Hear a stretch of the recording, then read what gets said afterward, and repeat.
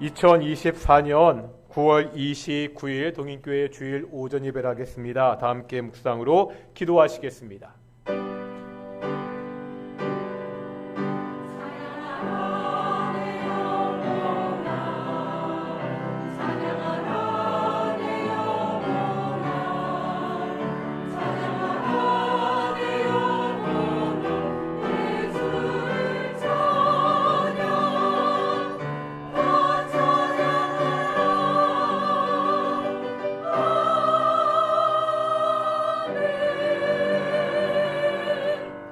사도신경으로 우리의 신앙을 고백하겠습니다. 나는 전능하신 아버지 하나님 천지의 창조주를 믿습니다. 나는 그의 유일하신 아들 우리 주 예수 그리스도를 믿습니다. 그는 성령으로 잉태되어 동정녀 마리아에게서 나시고 본디오 빌라도에게 고난을 받아 십자가에 못 박혀 죽으시고 장사된 지 사흘 만에 죽은 자 가운데서 다시 살아나셨으며 하늘에 오르시어 전능하신 아버지 하나님 우편에 앉아 계시다가 거기로부터 살아있는 자와 죽은 자를 심판하러 오십니다. 나는 성령을 믿으며 거룩한 공교회와 성도의 교제와 죄를 용서받는 것과 몸의 부활과 영생을 믿습니다. 아멘. 자손과 27장 함께 찬양하시겠습니다.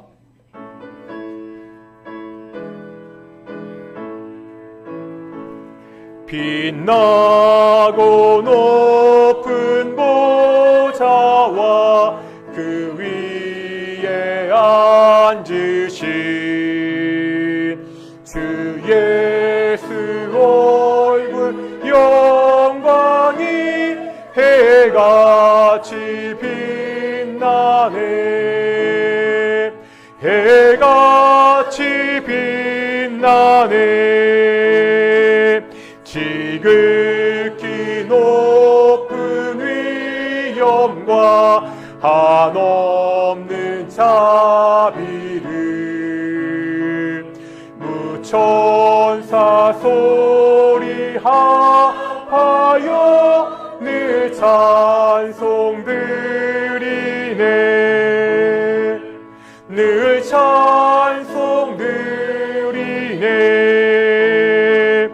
영죽을 나를 살리려 그 영광 떠나서 그 부끄러운 십자가 날 위해 지셨네. 날 위해 지셨네. 나 이제 생명이 있음을 주님의 은혜요. 저 사망 권세 이기니 큰 기쁨 넘치네.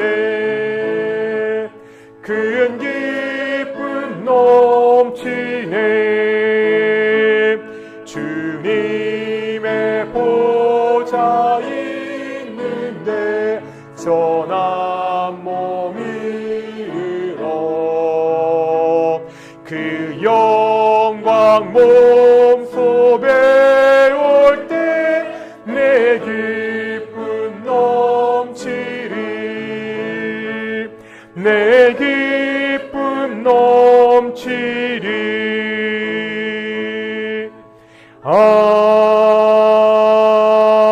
아멘. 성시 교독하겠습니다. 33번 시편 72편 함께 교독하겠습니다. 하나님이여 주의 판단력을 왕에게 주시고 주의 공의를 왕의 아들에게 주소서.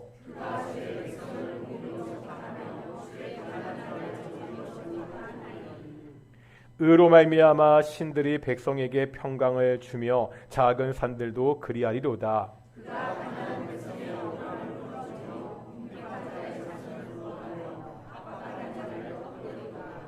그들이 해가 있을 동안에도 주를 두려워하며 달이 있을 동안에도 대대로 그리하리로다.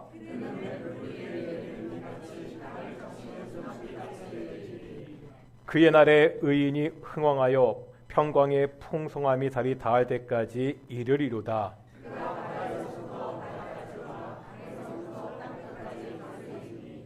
모든 왕이 그의 앞에 부복하며 모든 민족이 다 그를 섬기리로다. 아멘. 자리에 앉으시겠습니다. 찬송가 341장 함께 찬양하시겠습니다.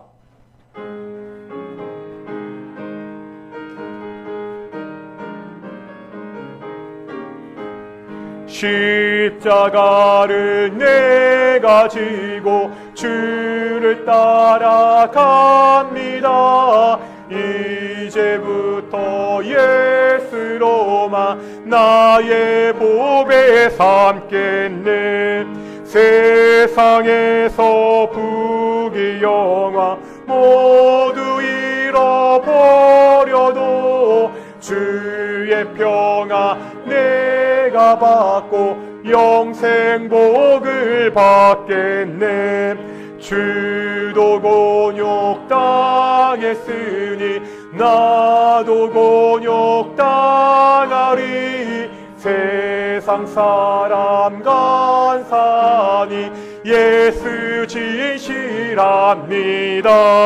예수 나를 사랑하사 빛난 얼굴 보이면 원수들이 미워해도 염려할 것 없겠네.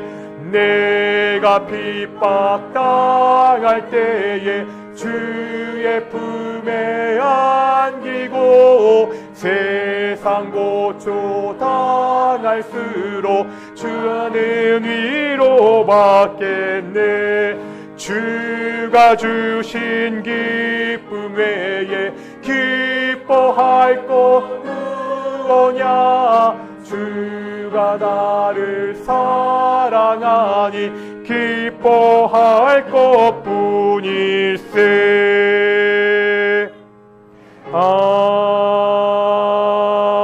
아멘. 예배를 위해서 김태관 집사님 기도하시겠습니다.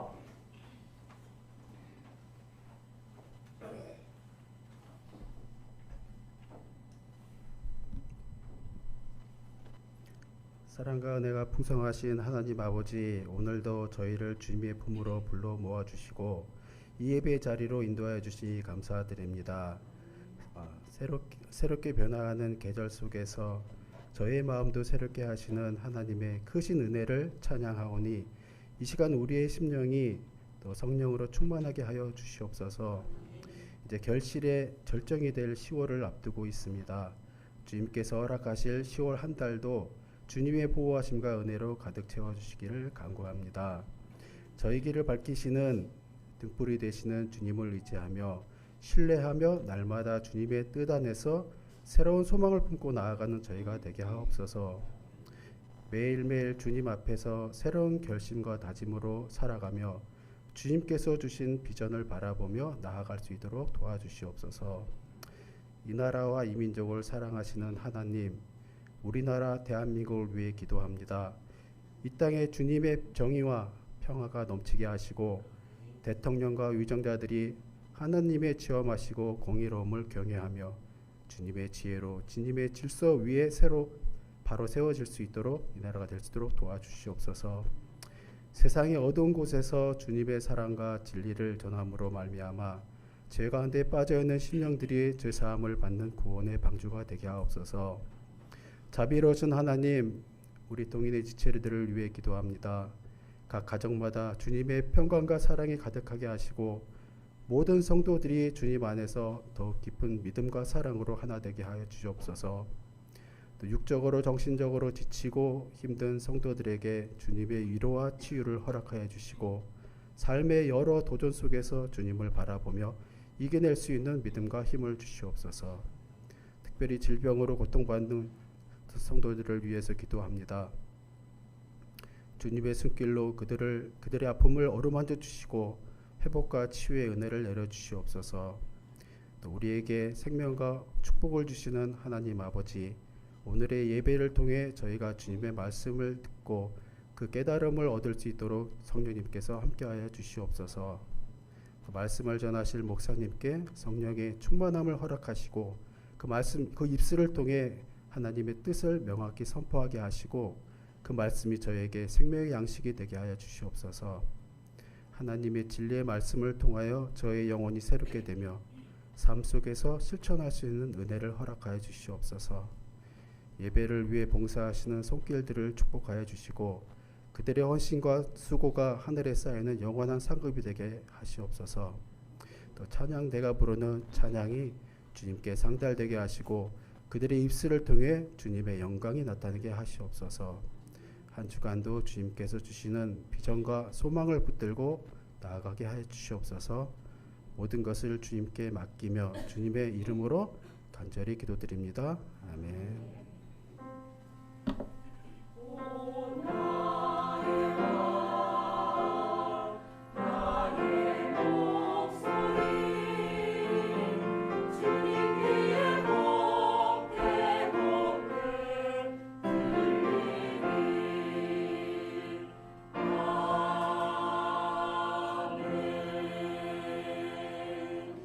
함께 말씀 보겠습니다. 출애굽기 20장 7절의 말씀입니다.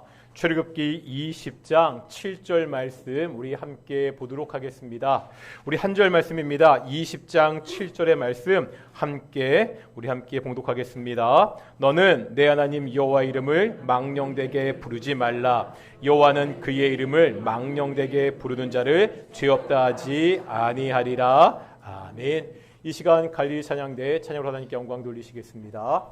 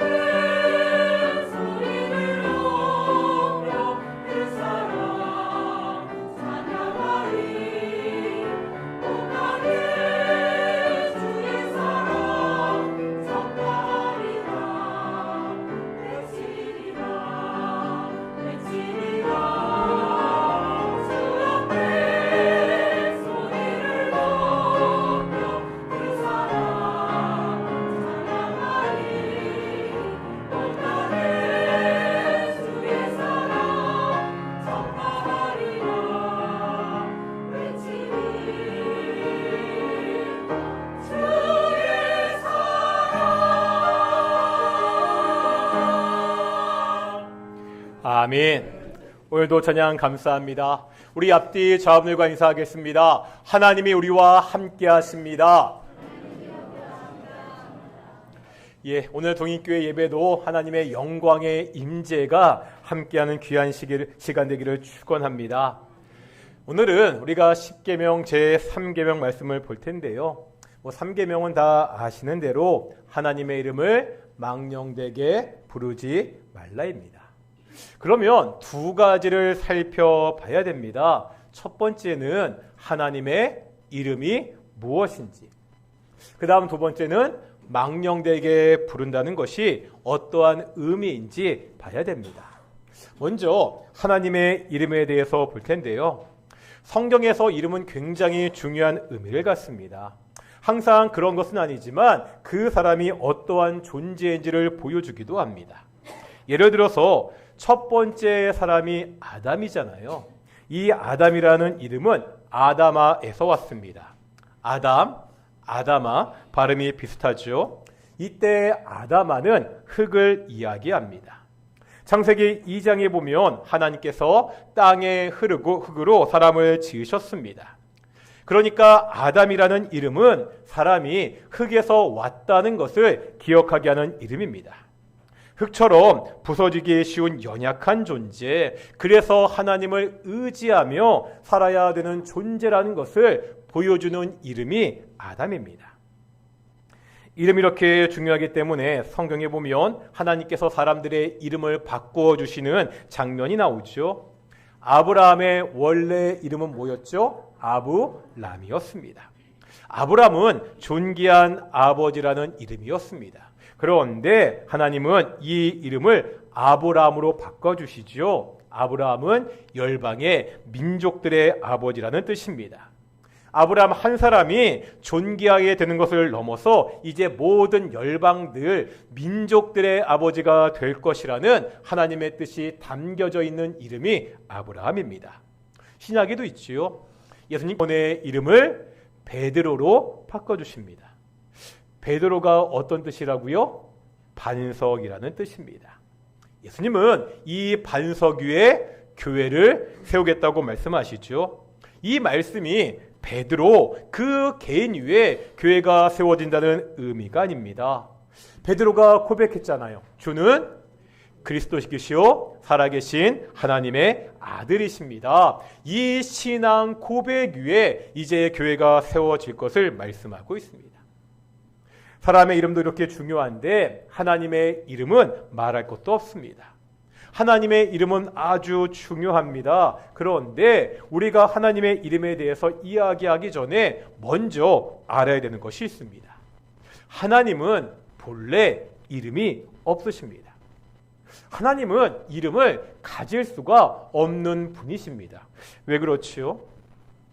생각해보면 하나님의 이름이 없는 것은 당연합니다. 왜 사람들이 이름을 붙이죠? 이름은 어떠한 사물이 무엇인지를 규정하는 거잖아요. 이렇게 규정을 하게 되면 다른 것과 구별이 됩니다. 예를 들어서 사과, 이렇게 생각해 보겠습니다. 제가 지금 사과라고 부르면 우리는 머릿속에 실제로 존재하는 사과를 떠올리지요. 그 순간 어떤 일이 벌어집니까? 이제 세상은 사과가 아닌 것으로 구별이 됩니다. 반면에 하나님은 무한하신 분이십니다. 또한 모든 존재를 존재하게 만드는 분이십니다. 하나님을 특정한 이름으로 부르면 하나님은 그 이름에 제한되게 됩니다. 하나님은 우리가 함부로 이름으로 제한할 수가 없는 분이라는 거예요. 그런데 이런 하나님께서 자신의 백성들에게 하나님의 이름을 가르쳐 주셨습니다. 이 말은 이제 우리가 하나님과 아주 특별한 관계가 되었다는 의미입니다. 하나님과 교제하며 하나님을 찬양하는 하나님의 인도하심을 받는 특별한 존재가 되었습니다. 성경에 나오는 하나님의 이름이 무한하신 하나님을 전부 다 보여주지는 못합니다. 다만 하나님이 만나 주셨던 그 사람들이 경험한 하나님에 대한 신앙 고백이 우리가 부르는 하나님의 이름에는 담겨져 있습니다. 하나님은 어떤 이름을 우리에게 가르쳐 주셨죠? 우리가 이미 1계명에서 아주 중요한 하나님의 이름을 보았습니다. 여호와라는 이름입니다. 이 밖에도 성경에 보면 다양하게 하나님을 이름을 부르는 장면들이 나옵니다. 우리가 지금 계속해서 하나님, 하나님 이렇게 부르고 있는데 이 말은 구약 성경에 쓰여진 히브리어로 엘로힘이란 단어입니다. 이 엘과 함께 나오는 대표적인 호칭이 창세기 17장에 나옵니다. 엘 샤다이입니다. 엘 샤다이 어떤 뜻이죠? 전능하신 하나님입니다. 그런데 우리는 엘과 함께 나오는 호칭보다는 여호와와 함께 나오는 호칭에 더 익숙하죠. 창세기 22장에 보면 여호와 이레가 나옵니다. 어떤 뜻이죠? 하나님이 준비해 주신다는 뜻입니다. 출애굽기 15장에 보면 여호와 라파가 나옵니다. 어떤 뜻입니까? 치료하시는 하나님입니다. 출애굽기 17장에는 여호와 니시가 나옵니다. 여호와 니시 어떤 뜻입니까? 여호와는 나의 깃발이라는 뜻입니다. 우리 전쟁 중에도 승리를 주시는 하나님을 고백하는 이름이 여호와 니시입니다. 시편 23편에는 우리말 성경에는 나오지 않지만 여호와 로이가 나옵니다. 여호와 로이. 이 말 우리가 히브리어를 모르더라도 시편 23편에 나오니까 금방 아시겠죠? 어떤 하나님이죠? 그렇죠. 우리를 푸른 풀밭과 쉴만한 물가로 인도하시는 목자이신 하나님을 의미합니다. 이처럼 하나님의 이름은 그 하나님이 우리에게 어떠한 분인지를 보여주고 있습니다. 하나님은 언약을 지키는 구원자가 되십니다. 전능하시고 우리를 치료하시고 어떠한 적의 세력에게서도 승리를 주시고 어떠한 상황에서도 우리를 인도하시는 하나님이십니다. 그렇다면 이렇게 우리에게 가르쳐 주신 이 하나님의 이름을 어떻게 대해야 됩니까? 상계명은 뭐라고 말씀하고 있죠? 하나님의 이름을 망령되게 부르지 말라입니다. 이 망령이라는 단어는 히브리어로 샤웨 이런 단어입니다. 이 말의 뜻은 공허하다, 가치가 없다, 거짓되다 이런 의미를 가지고 있습니다. 그렇다면 우리가 하나님의 이름을 망령되게 부르지 말라는 것은 하나님의 이름을 공허하게 아무런 가치 없이 남을 속이기 위해서 사용하지 말라는 것입니다.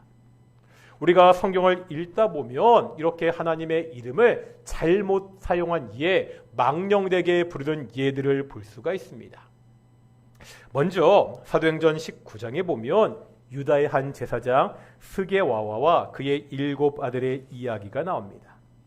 바울이 에베소에서 예수님의 이름으로 놀라운 능력을 행합니다. 귀신도 쫓아내고 예수님의 이름으로 병자도 고칩니다. 이것을 보고 스게와와와 그의 아들들이 바울 흉내를 내게 됩니다. 그러니까 귀신 들린 사람이 앞에 있었는데 그 악귀 들린 사람에게 예수님의 이름을 사용해서 나가라고 이야기합니다. 그러자 악귀가 나갔습니까? 그렇지 않지요. 그 귀신이 이렇게 대답합니다. 내가 예수도 알고 바울도 알거니와 너희는 누구냐? 그런 다음에 그 귀신이 그들에게 덮칩니다. 예수님의 이름은 능력이 있습니다. 바울은요, 예수님의 이름으로 귀신을 쫓아냈습니다. 하지만 이 사람들은 같은 예수님의 이름을 사용했지만 오히려 귀신에게 당하고 말았습니다. 왜 이런 차이가 나지요? 이것은 주술과 믿음의 차이입니다. 뭐랑 뭐의 차이라고요? 주술과 믿음의 차이입니다. 이 자들은요, 예수님의 이름을 자신들 마음대로 이용하려고 했습니다. 예수님의 이름을 통해 예수님의 능력을 자신들의 마음대로 조종하려고 했습니다. 이것이 뭐라고요? 추술입니다. 반면에 바울은 예수님의 이름을 믿고 의지했습니다. 이것이 믿음입니다. 교회 안에 환자가 있을 때요, 우리가 예수님의 이름을 부르면서 기도할 수 있습니다. 예수님도 요한복음 16장 24절에서 이렇게 말씀하셨습니다. 다 같이 한번 요한복음 16장 24절 볼 텐데요. 읽겠습니다. 시작.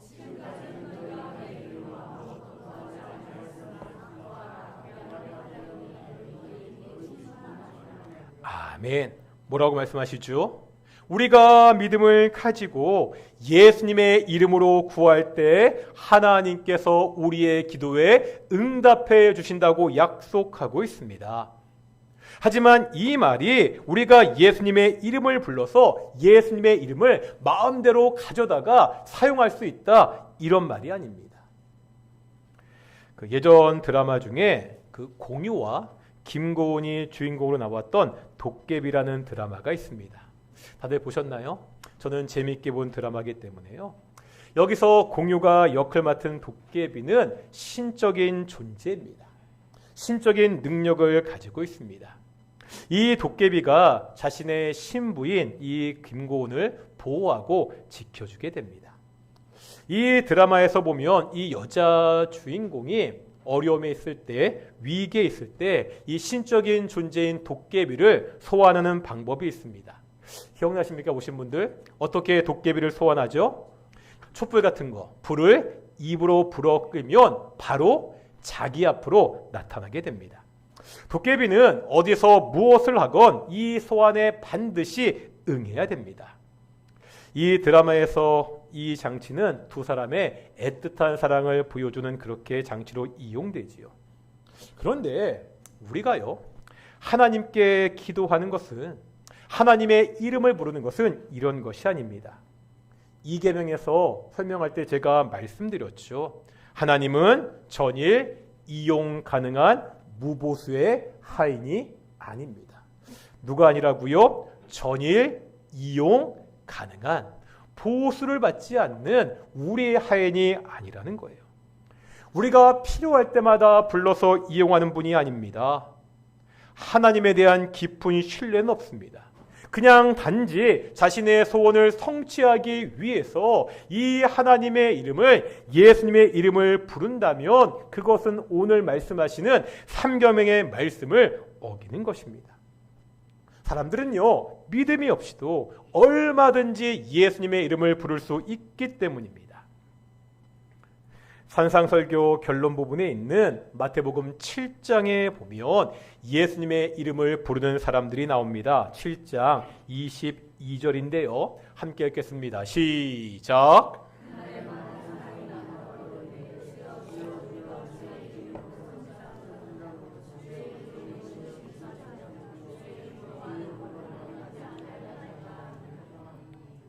여기 보니까 여기에 나온 사람들이 주여 주여 하면서 예수님의 이름을 부르고 있죠. 정말 겉으로 보기에는 간절히 예수님을 찾는 사람들입니다. 심지어 예수님의 이름으로 선지자 노릇도 하고 그 예수님의 이름으로 귀신도 쫓아내고 권도 행했습니다. 그런데 바로 이 사람들에 대한 예수님의 평가는 뭐죠? 다음 23절 보겠습니다. 23절 읽겠습니다. 시작.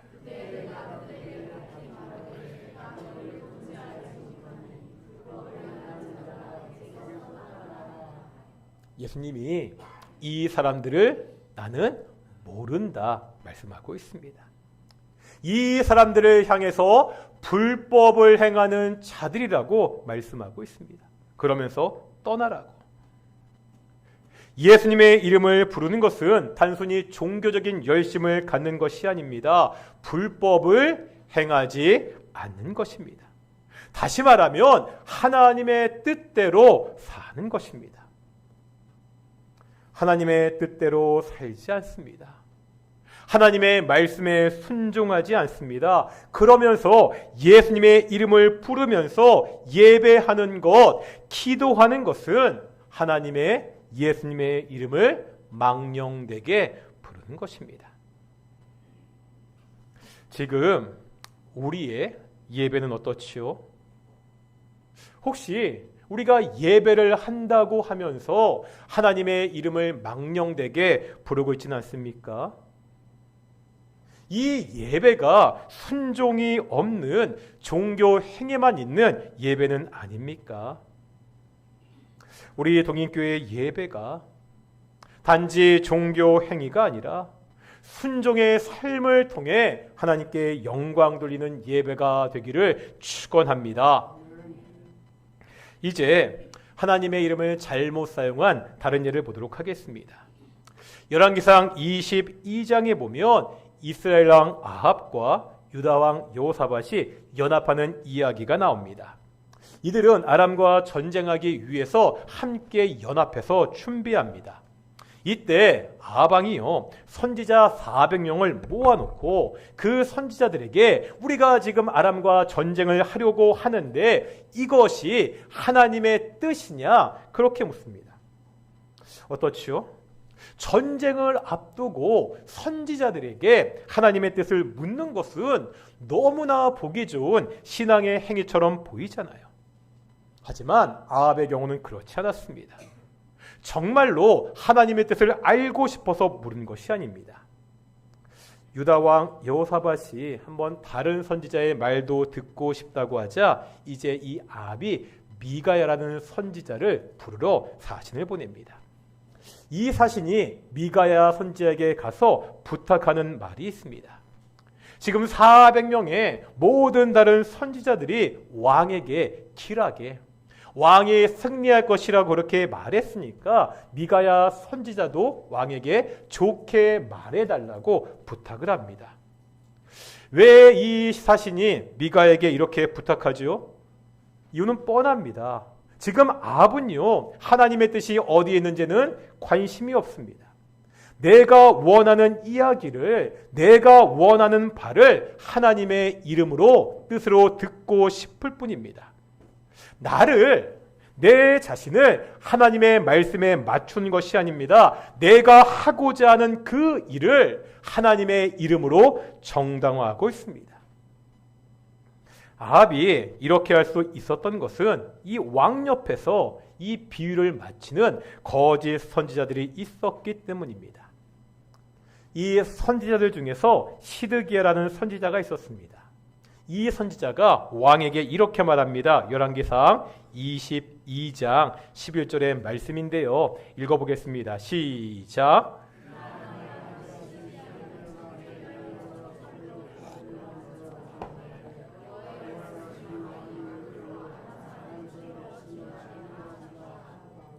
무슨 말이죠? 지금 시드기야가 뭐 하고 있습니다? 왕 앞에서 철불을 만들어 보이고 있습니다. 그러면서 하나님이 이것들로 아람 사람을 찔러 진멸하시겠다고 하셨다. 그렇게 예언하고 있습니다. 왕이시여, 아람과 싸우면 당신이 반드시 승리할 것입니다. 이것이 하나님의 뜻입니다. 이렇게 예언하고 있습니다. 이 시드기야 예언은 가짜입니다. 하나님의 뜻이 아니었습니다.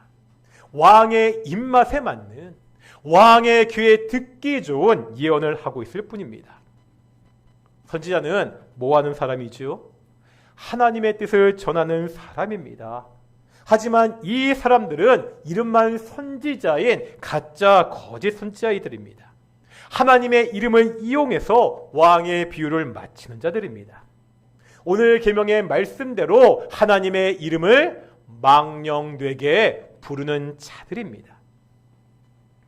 우리 주변에 보면 정도는 다르지만 비슷한 경우를 볼 수가 있습니다. 하나님의 뜻이라고 하면서 하나님의 이름으로 자신의 주장을 정당화시키는 사람들입니다. 제가 우리 동인교회에서는 본 적이 없는데 교회에서 회의를 하다 보면 종종 이런 분들을 보게 됩니다. 교회에서 어떤 일을 의논하고 결정하기 위해서 회의를 하잖아요.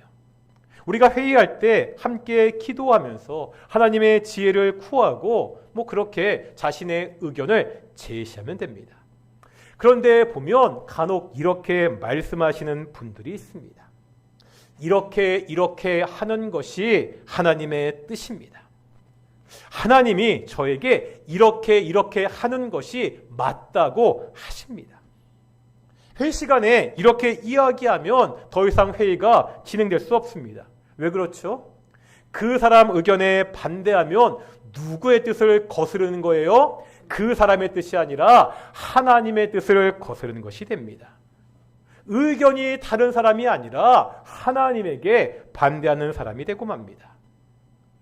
하나님의 이름을 사용해서 자신의 뜻을 하나님의 뜻으로 포장하는 사람들이 있습니다.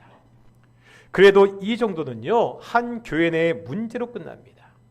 하지만 실제로 열왕기상의 말씀과 같이 전쟁을 위해서 하나님의 이름을 이용하는 그러한 경우도 있습니다.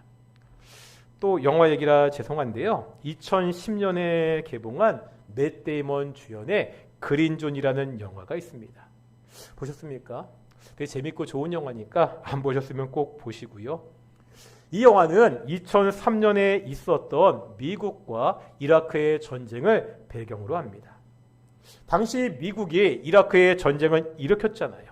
그때 명분이 있습니다. 지금 이라크가 세계 평화의 위협이 되는 대량 학살 무기를 다량 보유하고 있다. 우리가 그것을 없애야 되니까 전쟁을 해야 된다. 이것이 전쟁의 명분이었습니다. 이 영화에 보면은요, 로이 물러로 분한 맷 데이먼이 이라크에 있는 대량 살상 무기를 찾기 위해서 여러 번 출동하게 됩니다. 하지만 뭐 있다고 해서 가는데 갈 때마다 없는 거예요. 계속 실패하게 됩니다. 이런 과정 속에서 결국 이라크 내에 대량 학살 무기가 없다는 것을 알게 됩니다. 미국 정부가요, 전쟁을 하기 위해서 의도적으로 퍼뜨린 거짓 정보라는 사실을 알게 됩니다. 2003년에 있었던 미국과 이라크의 전쟁은 이런 거짓 정보를 명분으로 한 부도덕한 전쟁이었습니다. 이 거짓 정보에 의한 이 전쟁으로 끔찍한 전쟁 피해가 발생합니다. 10,000명이 넘는 군인이 전쟁 중에 사망했습니다. 10만 명이 넘는 민간인이 사망했다고 추정합니다. 어떤 것을 보니까 60만 명이 넘게 죽었을 것이라고 추정하는 경우도 있습니다. 또한 수백만 명의 사람이 집을 잃고 난민이 되어야 됐습니다. 그런데 이렇게 거짓 정보로 일어난 이 끔찍한 전쟁을요, 당시에 하나님의 이름으로 부추긴 사람들이 있었습니다. 이 전쟁이 하나님의 뜻을 성취하는 것이라고 홀리워 거룩한 성전이라고 몰아가는 사람들이 있었습니다. 원래 당시에는요, 많은 사람들이 이 전쟁은 명분이 없다 그렇게 반대했습니다. 그런데 일부 미국의 근본주의 기독교 우파 세력은 노골적으로 전쟁을 부추겼습니다. 이 전쟁이 제2의 십자군 전쟁이라 공공연히 떠들었습니다. 저 중동 지역을 복음화하기 위해서 우리가 부시 대통령에게 힘을 실어줘야 된다는 이야기를 공건하게 떠들었습니다. 사실 여부에 대한 논란이 있긴 하지만 부시 대통령도 이 전쟁이 하나님의 뜻이었다고 말했다는 그러한 이야기들도 전해지고 있습니다. 이 사람들은요, 자신들의 정치적인 주장을 하나님의 이름으로 포장했습니다. 이런 사람들이 바로 하나님의 이름을 망령되게 부르는 자들입니다. 오늘날 한국 사회에서도 이런 주장들을 볼 수가 있습니다. 자신들의 정치적인 주장을 하나님의 뜻이라고 말합니다. 이름은 기도회입니다. 나라를 위해서, 민족을 위해서 기도해야 한다고 하면서 넓은 광장에 성도들을 동원합니다. 하지만 그 내용을 보면 하나님의 이름을 팔아 자신의 정치적 주장을 하는 정치 집회입니다. 우리가 분별력 있게 이런 자들을 조심해야 됩니다. 3계명은 이런 자들에게 분명하게 경고하고 있습니다. 여호와는 그 이름을 망령되게 부르는 자를 죄 없다 하지 아니하리라. 우리가 하나님의 이름을 망령되게 부르지 말아야 됩니다. 그런데 이 계명을 좀 더 적극적으로 해석하면 이렇게 볼 수 있습니다. 하나님의 이름을 망령되게 부르는 것이 아니라 하나님의 이름을 올바르게 부르라는 계명으로 볼 수 있죠. 그러면 우리가 어떻게 하나님의 이름을 올바르게 부를 수 있죠? 어떤 경우에? 무엇보다 너무 쉬운 게 있죠. 우리가 하나님의 이름을 부르면서 예수님의 이름으로 뭐 할 수 있습니까? 기도할 수 있습니다. 예수님께서 제자들에게 기도를 가르쳐 주시면서 가장 먼저 누구에게 기도하는지 그 기도의 대상을 말씀하셨죠. 누구죠? 하늘에 계신 우리 아버지. 우리는 전능하신 하나님을 아버지라 부르며 기도할 수 있습니다. 이렇게 기도할 수 있는 것은 우리가 하나님의 자녀이기 때문입니다.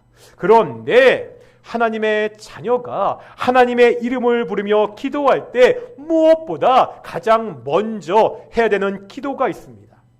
주기도문 생각해 보시죠. 주기도문에서 가장 먼저 기도하는 것이 뭐죠? 아버지의 이름을 거룩하게 하시며, 하나님의 자녀는 무엇보다 하나님의 이름이 거룩하게 되기를 위해 기도해야 됩니다. 하나님의 이름을 위한 기도가 첫 번째입니다.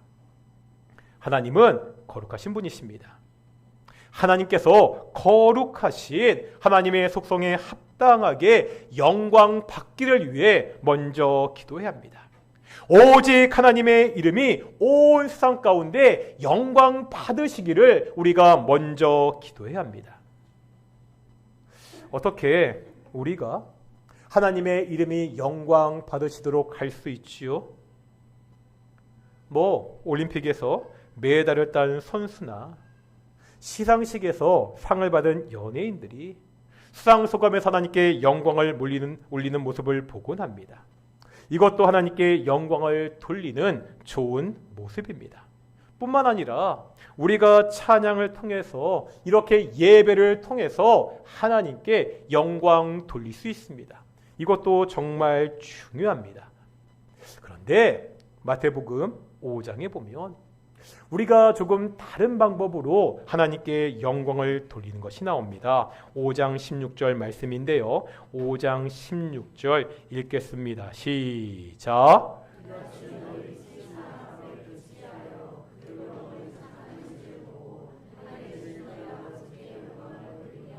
아멘. 어떻게 하나님께 영광을 돌릴 수 있습니까? 내가 직접 하나님께 영광을 돌리는 것이 아니라 지금 세상의 사람들이 하나님께 영광을 돌리고 있습니다. 왜 믿지도 않는, 하나님을 믿지도 않는 그 세상의 사람들이 하나님께 영광을 돌리고 있죠? 이유가 뭐라고요? 우리의 뭐를 보고서? 착한 행실을 보고 하나님께 영광을 돌리고 있습니다. 하나님의 자녀들이 이 땅에서 소금과 빛으로 살아가는 그 모습을 보고 하나님을 믿지 않은 그 사람들이 하나님께 영광을 돌리고 있습니다. 이 말씀을 보면 현재 한국교회의 모습이 참 속상합니다. 세상의 사람들이 이 교회를 통해서 하나님께 영광을 돌리는 것이 아니라 욕하고 비난하기 때문입니다. 이유가 뭐죠? 이유는 간단합니다. 디도서 1장 16절의 말씀입니다. 디도서 1장 16절입니다. 읽겠습니다. 시작.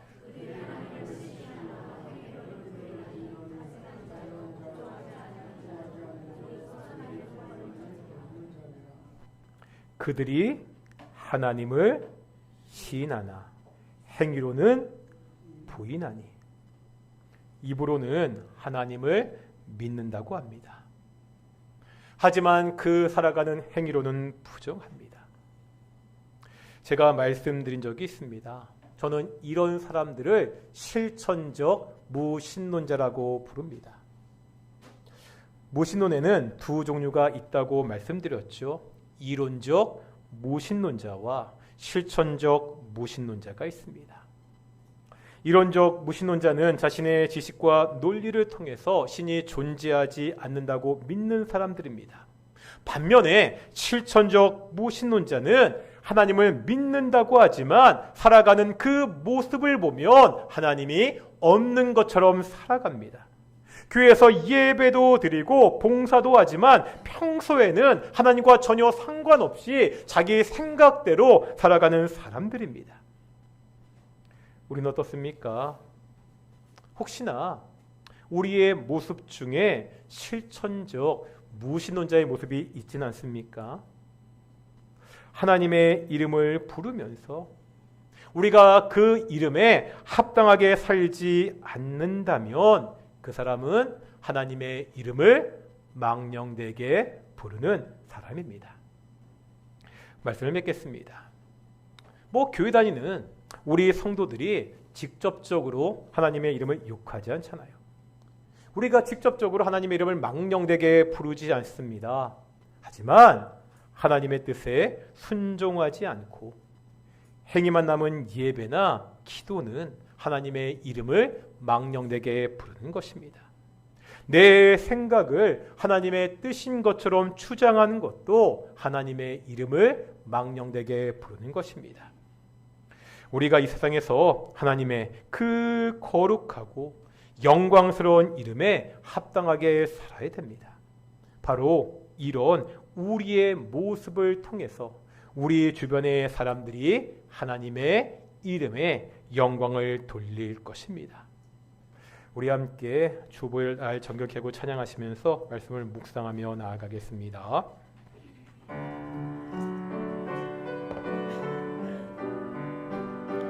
주보여 날 정결케 하고 주보여 날 자유케 하니 주 앞에 나 예배하는 이 시간 나의 모든 것을 주께 드리네.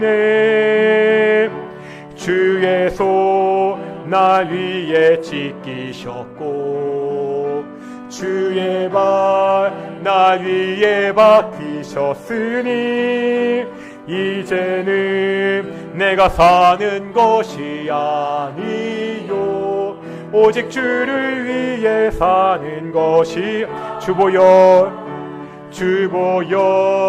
날 정결케 하고 주보열 날 자유케 하니 주 앞에 나 예배하는 이 시간 나의 모든 것을 주께 드리네. 주의 손 날 위에 지키셨고 주의 발 날 위에 박히셨으니 이제는 내가 사는 것이 아니요 오직 주를 위해 사는 것이라.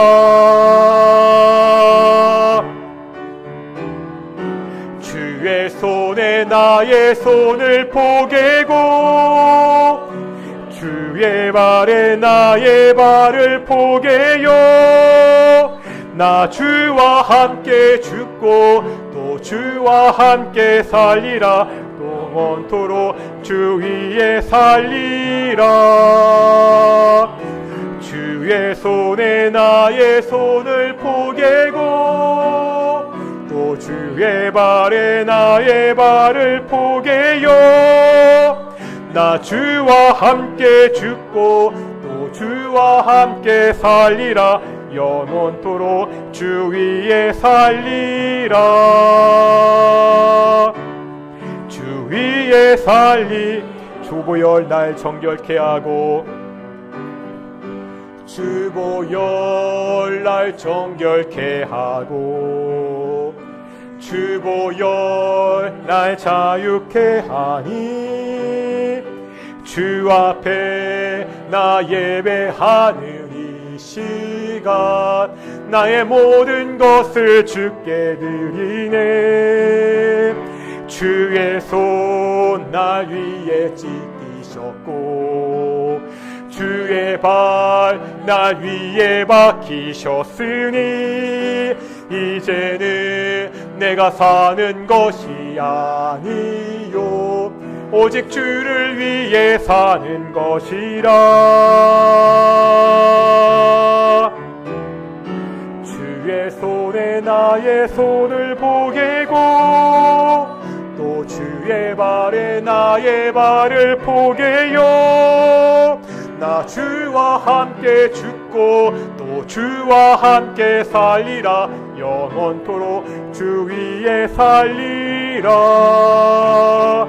주의 손에 나의 손을 포개고 또 주의 발에 나의 발을 포개요.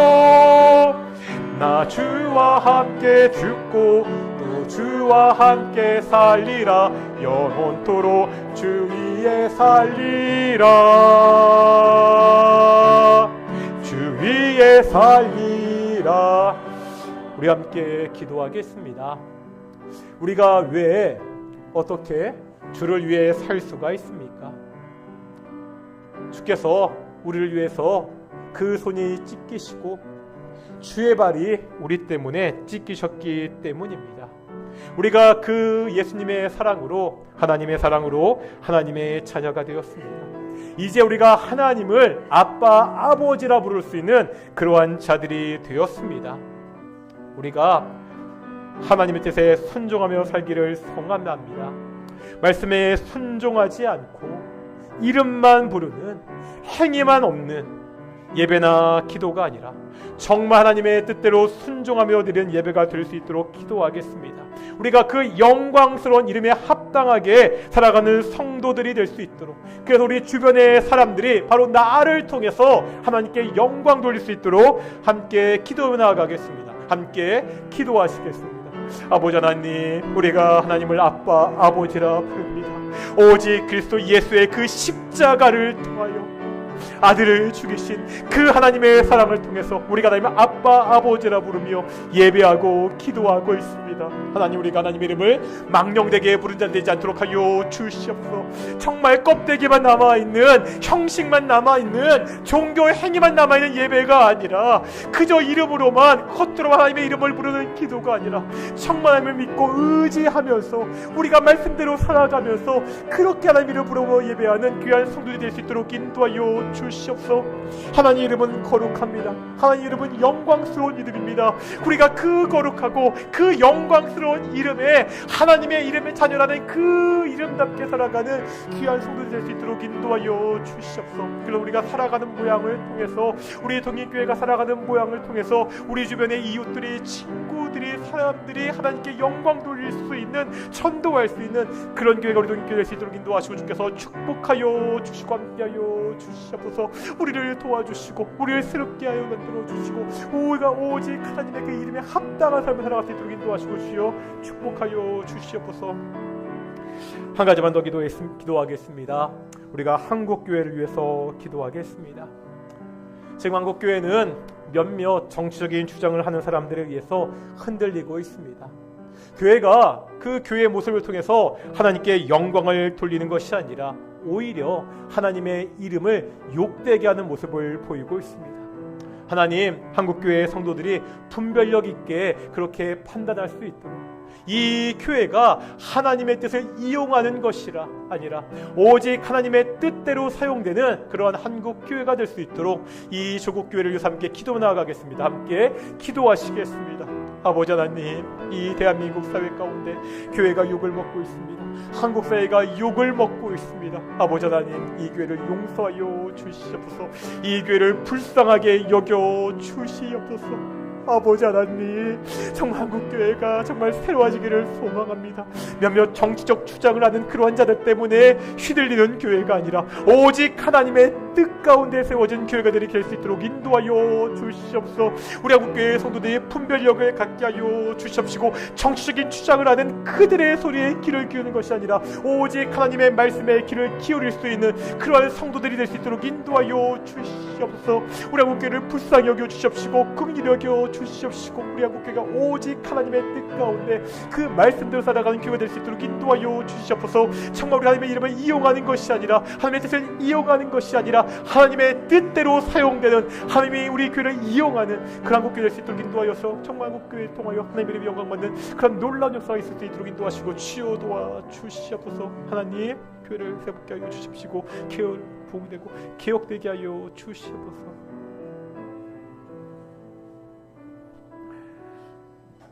권능과 영광의 아버지 하나님, 우리가 그 영광의 하나님의 이름에 합당하게 살 수 있도록 인도해 주시옵소서. 하나님의 이름을 부르며 그 삶이 쫓아가지 않는, 하나님의 이름을 망령되게 부르는 성도들이 아니라 하나님의 이름에 합당한 삶을 통해 하나님께 영광 돌리는 귀한 성도들이 될 수 있도록 인도해 주시옵소서. 감사드립니다. 이 모든 말씀 예수님의 이름으로 기도드렸습니다. 아멘. 찬송가 213장 하시면서 우리 헌금 봉헌하시겠습니다. 213장입니다.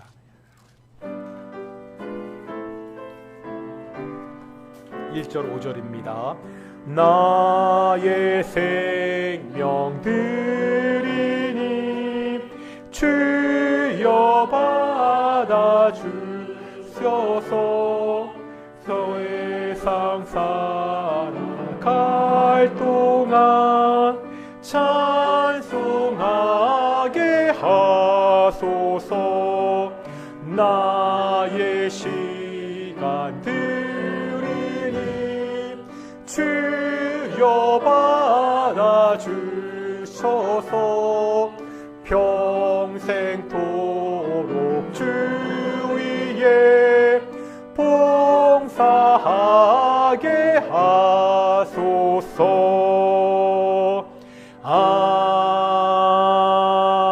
아멘.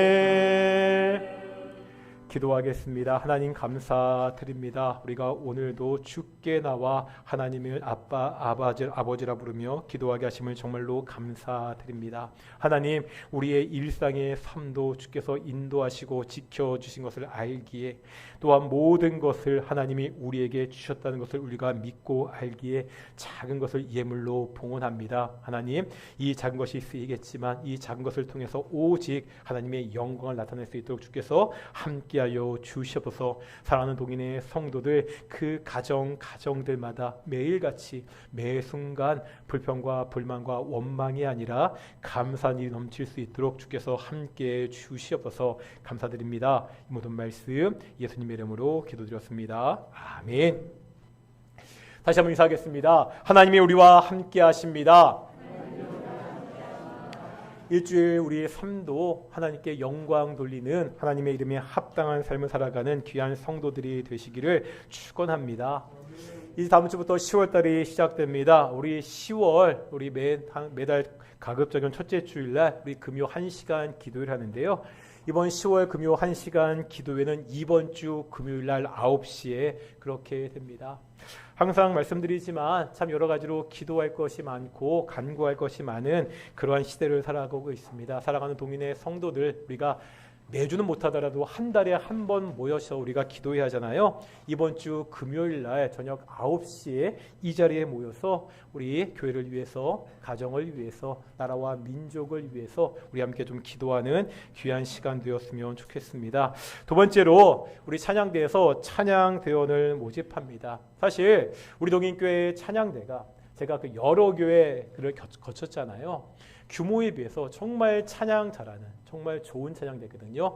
더 많은 분들이 이 찬양한 일에 동참하기를 원해서 우리 찬양대원을 모집하거든요.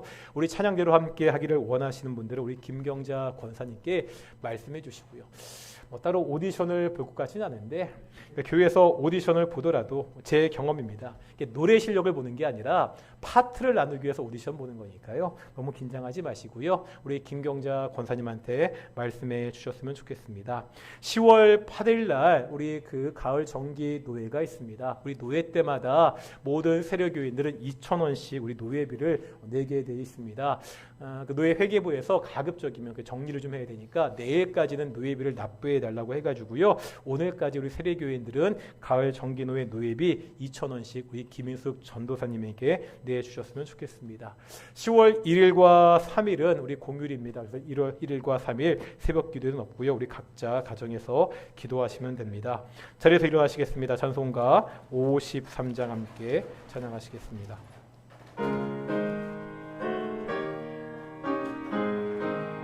성전을 떠나가기 전 머리를 숙일 때 주께서 함께 하시고 복 내려 주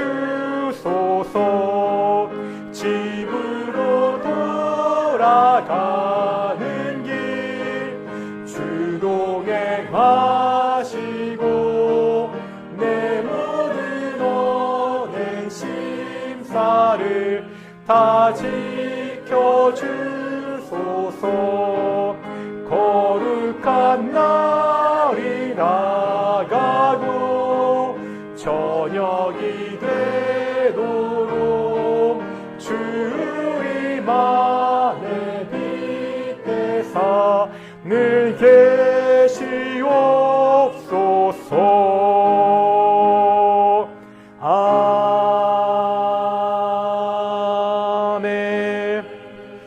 한 가지 식당에 가시면 바나나 있을 건데요. 우리 정경 입사님께서 교인들 드시라고 갖다 놓은 것이니까요. 맛있게 드셨으면 좋겠습니다. 기도하시겠습니다.